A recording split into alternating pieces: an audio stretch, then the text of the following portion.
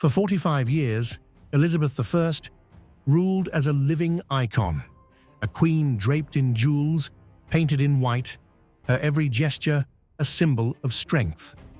But by the spring of 1603, the mask no longer held. The woman beneath was failing, her body wasted, her spirit crushed by grief, her mind haunted by visions of death. Courtiers whispered in the shadows while their sovereign sat in silence, staring into the dark as though she could see her end approaching. England's greatest queen was unraveling, not on the battlefield, but alone in her chambers, consumed by terror and decay. Elizabeth's life began in blood. Born in 1533 to Henry VIII and Anne Boleyn, she was the child for whom a queen lost her head. Declared illegitimate, stripped of status, she grew up in the shadow of disgrace. Under her brother Edward, she survived suspicion. Under her sister Mary, she was dragged to the Tower of London, the same fortress where her mother had died. Many believed the young princess would never leave alive, but Elizabeth endured. She learned silence, caution, and patience, the weapons of survival, traits that would one day make her queen, yet also haunt her final days. In 1558, at just 25 years old, Elizabeth ascended the throne of England. The nation she inherited was fractured, torn apart by religion, weakened by war, and fearful of invasion. Yet she carved out her power with ruthless calculation. Refusing to marry, she became the Virgin Queen, cloaked in pageantry and myth, untouchable and absolute. Under her reign, England crushed the Spanish Armada, expanded its reach overseas, and flourished in art and culture. But this glittering mask of glory came at a cost. Every smile was armor, every gesture a shield, a mask that could never be removed. By the winter of 1602, the Queen's mind began to unravel. The deaths of her trusted courtiers weighed heavily, but none more so than Catherine Carey, the Countess of Nottingham. Elizabeth believed Catherine had betrayed a final confidence, and when death silenced her, the Queen was inconsolable. She withdrew into grief. Some accounts describe her sitting for hours in silence, her eyes fixed on the floor as though already staring into the grave. Whispers spread through the court. The Queen had lost her spirit. For decades she had projected majesty, but now her mask slipped. Beneath it was a broken woman, haunted by ghosts and the weight of her reign's end. Elizabeth's body soon betrayed her as cruelly as her mind. Contemporary accounts describe her refusing to rest, instead sitting on cushions, pale and silent. She ate little, if at all. Her ladies begged her to take to her bed, but the Queen resisted, fearful that lying down meant she would never rise again. The proud sovereign who once dazzled Europe now trembled under candlelight, her strength failing. By March of 1603, her condition could no longer be ignored. On the 21st, exhausted, she was finally persuaded to take to her bed at Richmond Palace.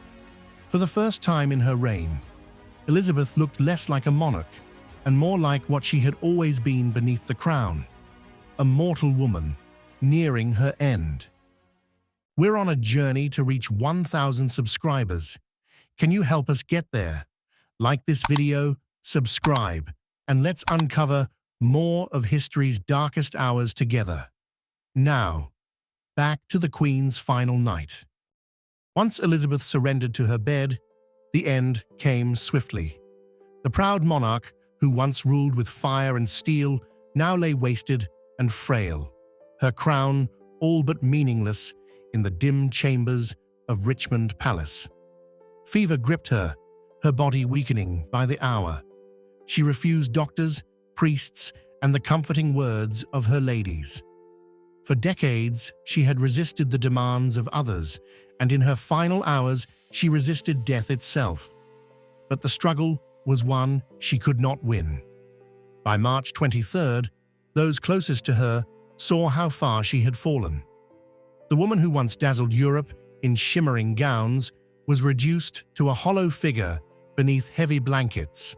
Her skin, once powdered into a mask of perfection, now appeared pale, mottled, and tight against her bones. Her lips cracked, her hands trembled, and her breath rasped with every shallow pull. Witnesses later claimed that she would not close her eyes, but stared into the shadows of the chamber, unblinking, as though she saw ghostly figures gathering to claim her. At times, her hands clutched at the sheets, her voice little more than a whisper. No grand speeches, no majestic final words, only silence, broken by the sound of her labored breathing. In the cold hours before dawn on March 24th, 1603, her body gave way. Some said she clasped the hand of a faithful lady beside her. Others swore she passed wordless into stillness, her eyes fixed on the darkness. At around 3 in the morning, the Virgin Queen exhaled her final breath. There were no trumpets, no prayers, no proclamations, only the hushed terror of those in the room, realizing that England's greatest monarch had finally succumbed, her body broken, her mask of majesty stripped away. Elizabeth's death left a chilling question. Who would rule England now? For decades, she had avoided naming a successor, fearing it would invite plots against her life. Tradition holds that in her final hours, she gave some gesture of approval toward James VI of Scotland, her distant cousin and the nearest Protestant heir. Whether this happened is debated, but James was proclaimed without resistance. The uncertainty, however, had been terrifying. With no children, no husband, and no direct heir, England risked chaos. Instead, power shifted quietly, and the Virgin Queen's greatest gamble, succession, ended with the crown passing to the Stuarts. News of Elizabeth's death spread swiftly, and with it, a wave of grief swept across England. Her body was carried by barge from Richmond to Whitehall, the Thames lined with mourners who watched in silence as the Queen's coffin drifted past. On April 28, 1603, London witnessed one of the grandest funerals in its history. Thousands crowded the streets as her coffin, draped in velvet, was borne to Westminster Abbey. Bells tolled, drums beat, and the people wept openly. The great monarch who had defied empires was gone, and with her passing, an entire age of England ended. For decades, Elizabeth had hidden behind her painted mask, a face powdered white with lead, lips stained red, her image carefully crafted to look eternal. But in death, the illusion shattered. Historians suggest her cosmetics may even have hastened her decline, though the truth is uncertain. What is certain is that courtiers, who once trembled before her, now whispered of her wasted body, her haunted eyes, and her stubborn silence. The Virgin Queen, once invincible, had been reduced to frailty and fear. It was a brutal reminder. Even England's greatest monarch could not escape the decay of flesh and time. On March 24, 1603, the Tudor dynasty died with Elizabeth.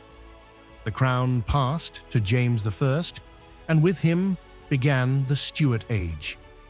Yet the memory of Elizabeth's reign and of her terrible final days lingered. She had ruled longer and more fiercely than any woman before her, but her last chapter was not of glory. It was of silence, dread, and the slow collapse of a body that once commanded nations. The Virgin Queen, triumphant in life, was humbled in death. Her end was not only the end of a monarch, but the end of England's golden age. Elizabeth I's final days were filled with fear, silence, and decay, a chilling end for one of history's greatest queens. But what do you think? Was her downfall simply the toll of time, or did her own vanity, the poisonous white mask she wore, slowly destroy her? Share your thoughts in the comments below. We're on a journey to reach 1,000 subscribers. Can you help us get there? Like this video, subscribe, and join me again as we uncover more of history's darkest hours.